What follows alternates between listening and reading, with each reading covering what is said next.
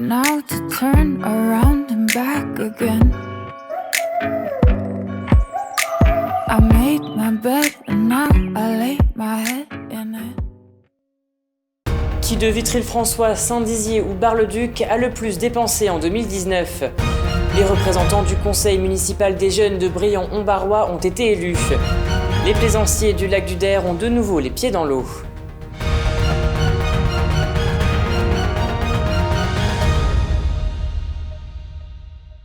Bonsoir à tous, bienvenue dans votre journal du mardi 16 mars 2021 et débutons cette édition avec l'Argus des communes. En effet, chaque année, l'association Contribuables Associés publie son Argus des communes. Le document pointe du doigt les municipalités les plus dépensières et honore les plus économes. Le principe est simple, évaluer chacune des communes de France sur le critère de la dépense publique par habitant. Les trois villes du Triangle, Saint-Dizier, Bar-le-Duc et Vitry-le-François ont bien évidemment reçu leur note. Saint-Dizier a obtenu une note de 18 sur 20. Le montant des dépenses en 2019 par habitant s'élève à 296 €. Bar-le-Duc a elle aussi obtenu la note de 18 sur 20 avec un montant des dépenses de 722 € par habitant. Elles sont donc qualifiées de ville économe et Vitry-le-François a obtenu une note de 11 sur 20. Le montant des dépenses en 2019 par habitant s'élève à 1023 €. Elle est donc classée parmi les villes raisonnables. Et justement, à ce sujet, on écoute Quentin Brière, maire de Saint-Dizier, qui réagit à la note obtenue. On n'a pas attendu l'Argus pour sentir qu'on était bien géré, parce qu'on a beaucoup d'indicateurs, mais ça objectivise notre fonctionnement, ça objectivise la façon dont on travaille. Et oui, 18 sur 20, c'est une note qui est excellente et on ne peut que s'en réjouir. Oui. On a un seul objectif, c'est de développer la ville de Saint-Dizier et d'arriver à porter des projets forts. Le fait de dire par exemple qu'on a 23 millions d'euros d'investissement chaque année, c'est énorme pour une ville comme la nôtre. Et on le fait tout en ayant une très bonne gestion financière. Du coup, notre objectif doit être de continuer à porter des engagements forts, voilà, tout en restant bien géré. Tant qu'on reste à 18 sur 20, tant mieux. Si demain on est à 17 sur 20 parce qu'on s'est endetté un peu plus, c'est pas grave. Il faut que ce soit bien géré dans le temps. Honnêtement, sur nos finances, on ne sera pas en très grande difficulté au niveau de la ville de Saint-Dizier. C'est au niveau de la communauté d'agglomération où là, on aura un petit défi à relever, parce que c'est les entreprises qui sont le plus touchées sur leur chiffre d'affaires. Or, nous touchons notamment la CVAE, contribution sur la valeur ajoutée des entreprises, qui là dépend du chiffre d'affaires fait par les entreprises. Donc plus les entreprises sont en difficulté, moins derrière nous on a de capacité d'investissement et de financement. Voilà. Mais il y a un petit équilibre à trouver, ça veut juste dire qu'il faut parfois savoir ralentir certains investissements au niveau de l'agglo pour les faire peut-être plus tard. Les enfants rentrent dans la cour des grands à l'image des citoyens qui vont élire leur maire. Les jeunes de Brion-en-Barrois ont eu la possibilité d'aller voter pour élire les représentants du conseil municipal des jeunes. L'élection s'est tenue ce dimanche et les deux personnes élues ont déjà plein d'idées en tête pour leur commune. Regardez ce reportage de Laura Bonnet. À voter. C'était un grand jour pour les enfants de Longeville-en-Barrois. Carte électorale, isoloir, urne, 21 enfants se sont déplacés entre 9h et midi pour élire ce dimanche 2 représentants et 2 suppléants pour le conseil municipal des jeunes.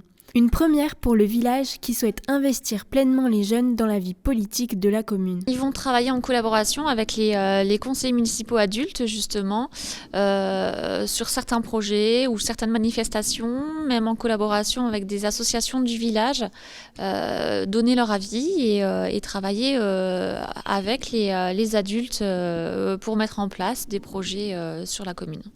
Tous les enfants de 9 à 14 ans et habitant la commune pouvaient se présenter aux élections. Après avoir reçu un flyer d'invitation dans leur boîte aux lettres, il suffisait de le déposer à la mairie avec quelques documents à remplir pour valider leur inscription. 15 jeunes se sont donc lancés dans l'aventure et constitueront le conseil municipal des jeunes. Les enfants ont d'ailleurs déjà pu participer à une première réunion de travail. Donc on a fait une boîte à idées.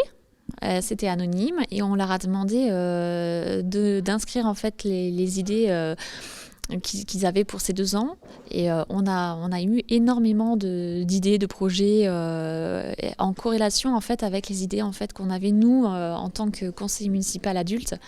Donc ils fourmillent d'idées, ils ont beaucoup de projets, donc aussi bien en termes de manifestations sur le village, de travaux, beaucoup pour les aires de jeu, l'environnement aussi également, nettoyage du village, sensibiliser les gens aussi à l'environnement, à la sécurité. Donc non, beaucoup de projets, c'est très prometteur. Ils pourront ainsi travailler en demi-groupe sur des thèmes comme l'entraide ou l'environnement et proposer des idées à la fois pour le bien-être des enfants et des adultes. J'aimerais bien mettre une araignée au parc d'enfants par exemple, ou mettre plus de poubelles jaunes à côté des poubelles noires, parce qu'il y en a des poubelles noires mais pas de poubelles jaunes à côté. Afin de les récompenser de leur engagement, les enfants ont pu recevoir une écharpe tricolore et d'autres cadeaux. Ce sont cependant Théo Cheval et Justine Lannoy qui ont eu l'honneur d'être choisis par leurs concitoyens. Une élue qui déborde déjà d'idées. Je suis contente et je suis fière aussi. Faire un verger communal et sensibiliser les gens à l'écologie. Après la cérémonie, séance photo pour les élus qui goûtent déjà au prix de la célébrité. Mais du travail s'annonce pour ces futurs politiques. Poursuivons cette édition avec l'image du jour. Les élèves gendarmes de la 505e promotion de Chaumont ont effectué une marche de plusieurs kilomètres en direction de Colombey-les-Deux-Églises. À l'issue de celle-ci, les futurs gendarmes se sont vus remettre le galon d'élèves gendarmes surnommé La Frite au pied de la croix de Lorraine illuminée aux couleurs du drapeau tricolore. Les giboulées de mars que l'on connaît actuellement laissent présager les beaux jours ensoleillés. Pour l'occasion, ça s'active au port de Nemours, au lac du Der. Les voiliers sont remis en eau afin que les plaisanciers puissent reprendre le large durant les 6 mois à venir. Nargis Boussaïd et Laura Boinet étaient présentes lors de cette opération. Regardez. C'est pour ça qu'à la sortie, on met à peu près une... Encore quelques coups de peinture et vérification avant de pouvoir reprendre le large. Dans le petit port de Nemours du lac du Der, la trêve hivernale a pris fin et laisse place à l'opération de remise en eau des bateaux. Alors pour mettre les bateaux à l'eau, on attend que le niveau de la marée monte. Donc quand le lac se remplit, la préfecture donne l'autorisation de naviguer à partir du 1er mars. Donc ça ne sert à rien de mettre les bateaux avant. Donc là, on a mis à l'eau le dernier week-end de février, donc le dernier jour. Les premiers ont repris la mer dès le 1er mars. Donc c'est chaque année 1er mars et jusqu'au 1er octobre. Une opération toujours aussi spectaculaire. Il faut faire très attention parce que ça passe, vous avez vu, il n'y a pas beaucoup de place. Donc il faut vraiment être très minutieux pour être surtout sur des gros bateaux. Qui marque la fin de l'hivernage mais aussi le début des beaux jours. Ah mais c'est fabuleux. C'est dommage que les Parisiens existent, on devrait avoir ça 12 mois sur 12, quoi, au lieu d'avoir seulement 6 mois. À l'aide d'une grue et par la voie des airs, chaque bateau est transporté entre la terre ferme du quai et l'eau du lac. Vous avez vu comme c'est pas facile, vu comment les bateaux sont serrés. Tous les gens du club donnent un coup de main et participent. Souvent, quand quelqu'un met à l'eau, il y a des copains qui viennent lui donner un coup de main. Donc c'est vraiment de la solidarité, de l'esprit d'entraide. En effet, pour le bon déroulement des manœuvres, chaque membre du club s'investit et apporte son soutien, même pour les plus gros voiliers. C'est la tradition tous les ans de s'entraider à mettre chaque bateau à l'eau et il y a besoin d'être au moins 4, surtout avec un gros bateau comme celui-ci. Les bateaux, une fois à bord, le plus gros du travail est fait. Les plaisanciers peuvent dorénavant profiter de vents et marées pendant la belle saison. Et c'est la fin de cette édition. Merci à tous de l'avoir suivi. Dans un instant, vos prévisions météo de demain. Très belle soirée à vous. Toute l'actualité qui vous concerne, à voir et ou à revoir, dès maintenant sur puissancetélévision.fr et sur notre application mobile.